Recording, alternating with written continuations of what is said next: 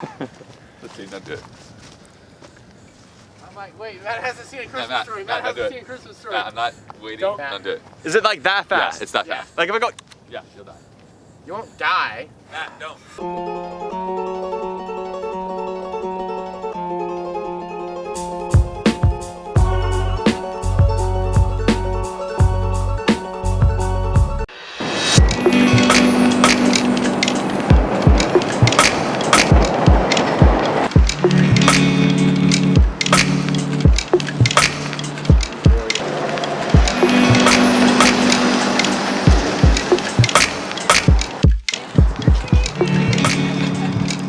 I think it's important to, when I advocate transparency and, most of the things that from the outside looks like everything is going really well, and it is for the most part in the big picture.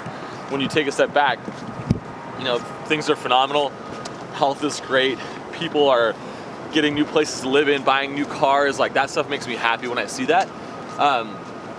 But I wouldn't do a favor to the people watching if I didn't also explain some of the things that, did you almost trip? Yeah, If I didn't also explain like some of the bad things that go on, because if you look at us and be like, oh, it's so easy and Jonathan and team, it's not that hard. I mean, it is, man. Like we get to a new level in the business and I'll have lifted my own threshold of like tolerance.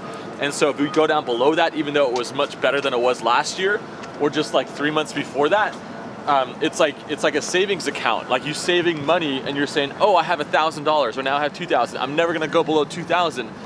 But that's okay because you find that you are continuously taking 1 step back, 2 steps forward, 3 steps back, 1 step forward.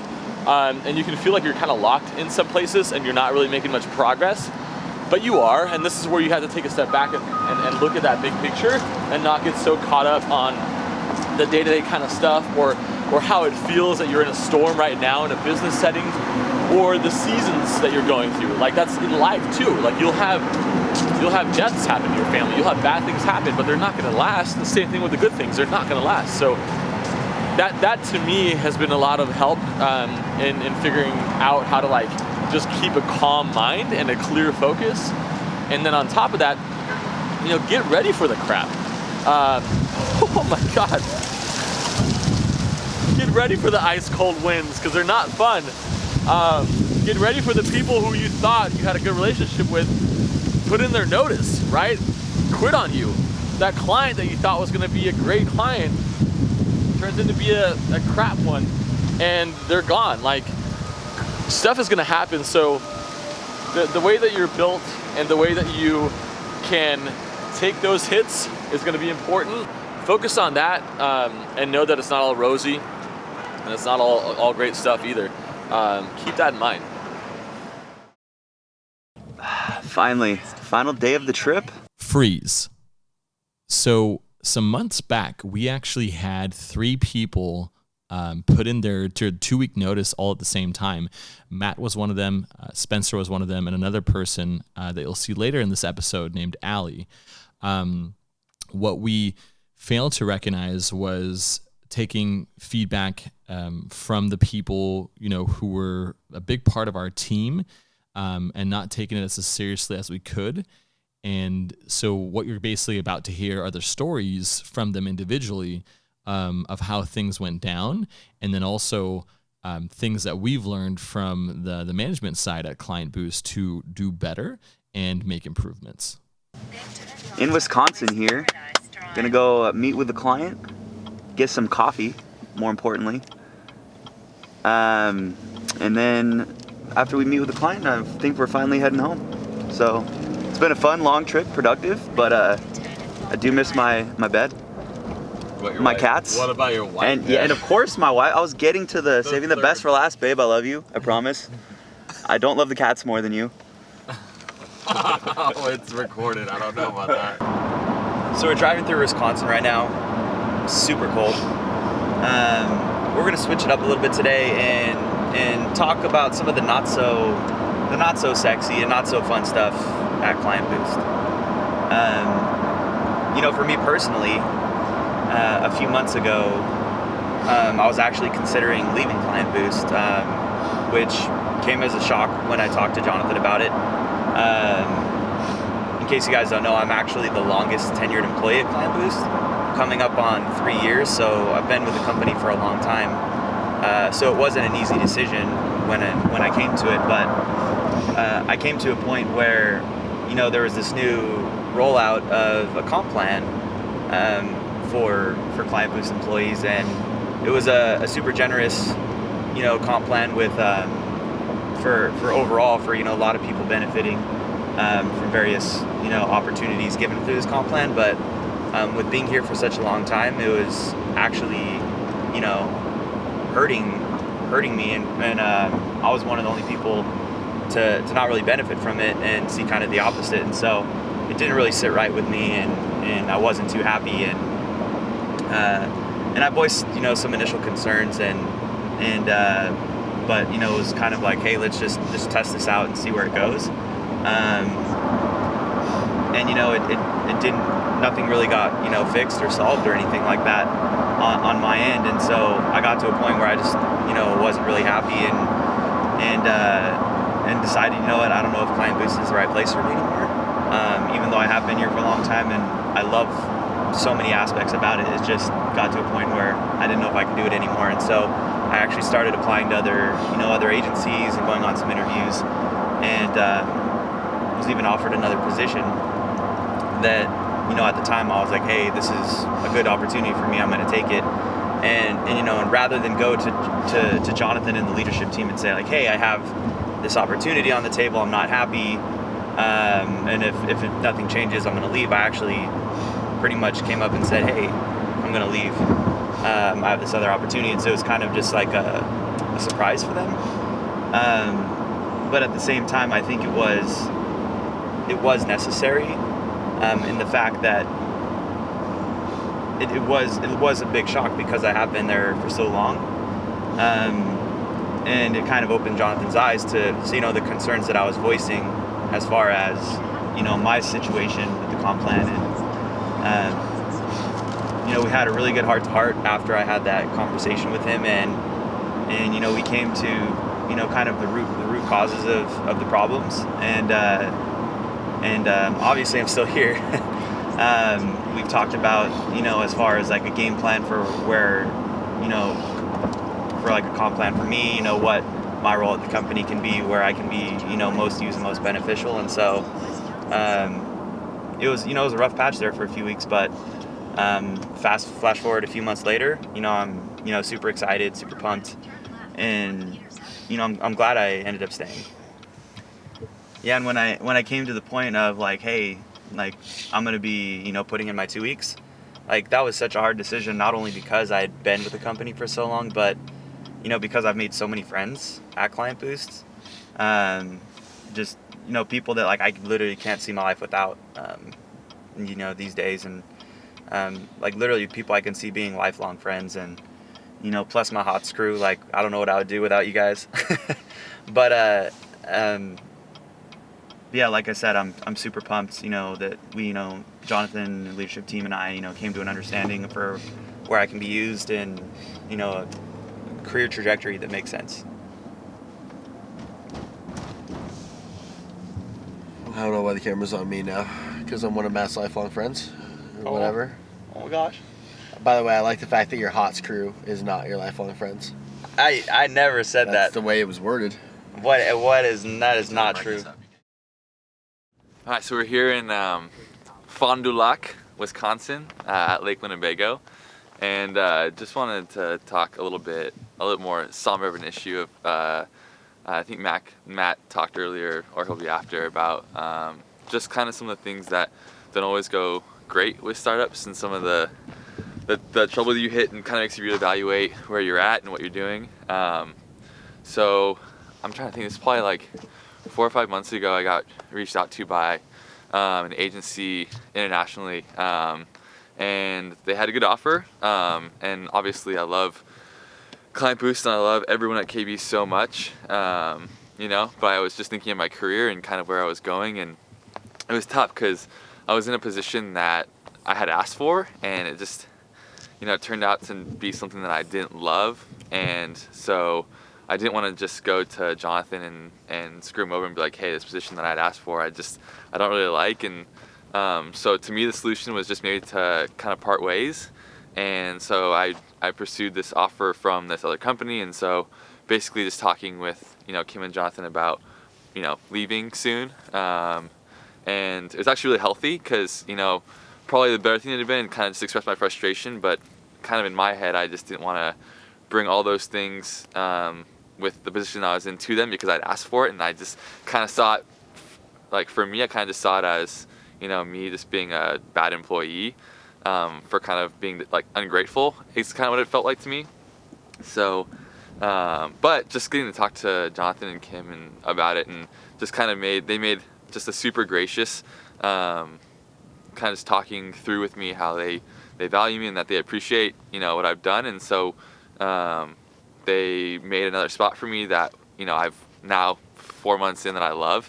And so kind of a key learning for me was just, even if you're in a position that you don't love, just go talk to the people, for us, Jonathan and Kim, but it was just really a great time to talk through where I was at, what I'm doing, and kind of air all of the things that I was frustrated with, and it turned out to be a really valuable time, and now I'm, extremely happy to be where I'm at.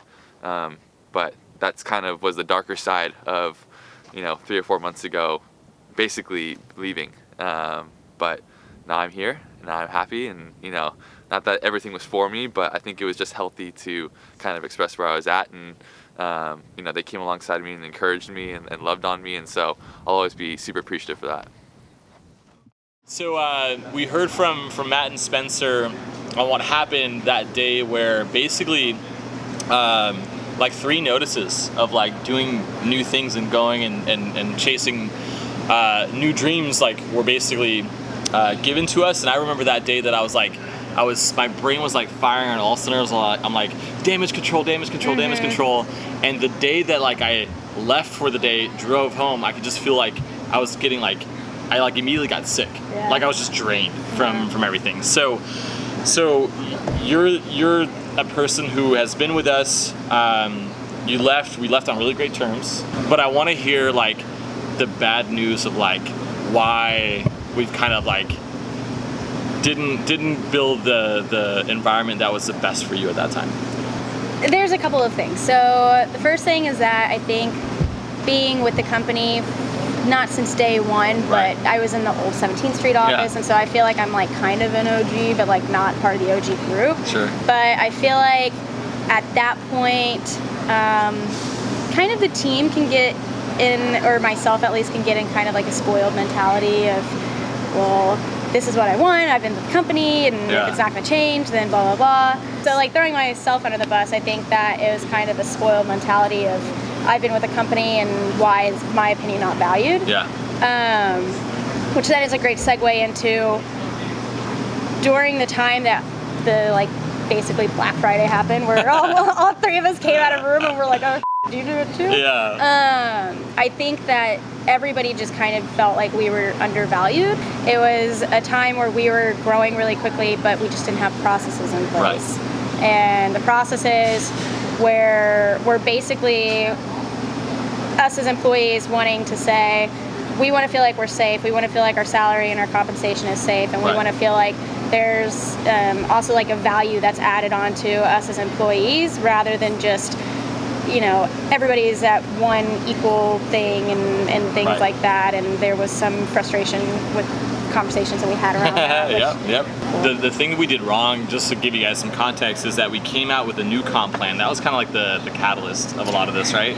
And so what it did was, even though the business actually paid more to people, it kind of exposed everything, and it also lifted the curtain. And so all the unknowns were very much known.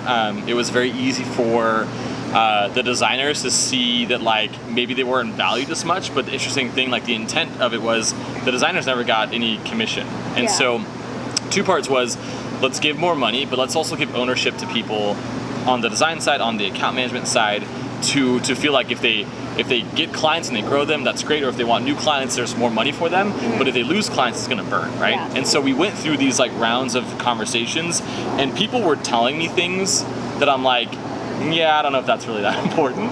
And that was my biggest fault because like I mentioned before we even got on the camera, I was like, don't screw around with people's money. Like that's the fastest way to kind of get them to like mentally check out and also feel devalued. And like that's super, super dangerous for a young team that, especially because we're so close and like so many people are friends internally, that the talk happens too, and it's all true. Like most of it is always all true. And so my biggest like learning lesson back then is I remember like talking with Matt, and like Matt had some concerns. Like Matt was one of the people who would actually make less money on the comp plan, and there was maybe one or two, like him and another person maybe. And I was like, yeah, dude, but like think about it in the long term. But he's like, what about now? Like I'm the one managing most money for you from a revenue perspective. You know, why should I be okay with, you know, Jonathan, you treating me like that? And so, you know, since then, like a lot of the things that we changed has been like the amount of like anonymous feedback that we still allow, but even people who want to come say something that have the courage, even more so. But it's like fast at like how we're being like, okay, dogs are an issue in the office. Like let's have a dog policy, like the small thing, right? So that's been like really, really important for me to understand, and also have more of just not necessarily like a closer relationship, but also like just really listening and saying that it's not just my Yosemite Sam way of going out and making like changes across the board. Be like, what's the best and easiest way to make everybody's life easier, and then like be okay with that and not worry about phase 9 that comes down the road, because I can sometimes be obsessed with that. I think that the ultimate frustration and the reason why I left was because I kept expressing my feelings, and it was like nothing was being done about it. Right. And so instead of me feeling like, okay, I'm just going to wait it out and like they're promising it's going to change, it was like, okay, I'm going to wait it out and there's no promise that it's going to change and it's just going to continue to suck. Right. So as unfortunate as it is, I think that like the Black Friday of all of us going in like kind of needed to happen. To basically be like, you know, we're all complaining about these things, and we're not just complaining to complain. Like these are very serious, you know, things that need to be heard. But yeah, I mean, ultimately, the KlientBoost, you know, is my family. And I do think before I even was deciding to come back, I stayed in touch with everybody and was kind of like vetting the Are things better now? Yeah, it's like I'd be like, I'd like go and get coffee. I'm like, so like how's KV? Like how's the office? Like does it still suck? And then like people would be like, no, it's actually great since you left. I'm like, well, you know what? You're welcome. Like, I took one for the team. I had to sacrifice myself for this to happen. But yeah, I made sure that I had to vet just so that way people weren't trying to like sell me if they knew I was trying to come back. And ultimately it sounded like management listened, and you know, it did kind of take some drastic measures, but again, we're a younger company, and I feel like it kind of needed to have some downfalls for us to be able to like pick it up and regrow. Totally. And I feel like there's nothing that like myself or Kim or Richard or anybody can say that like we know this for certain, like this is the way we do it, and like this is always what it's going to be, and it's like it's always a thing that's in motion and always trying to evolve and get better. And for anything from like the things that we changed and I mentioned too earlier is like the more frequent like touch bases, like how are you feeling, and the people who don't speak up that still are upset or whatever, like it's on them at the end. But like for this to even have the opportunity to talk to you right now, that I'm so thankful for, and that the fact that you want to come back is, I'm just like, it's such a, like, not only are you great at what you do, but it's also such a statement for you to come back. And so even more so, I'm like, this is so awesome that I feel like, you know, Allie is this person that we're gonna like bring in and say, hey, even though like we are good at what we do, we can be way better, and this is an example of like how this happened. So thank you. Stone, do you want to come in for a group hug? Yeah, fine. We'll do The videographer. Aww.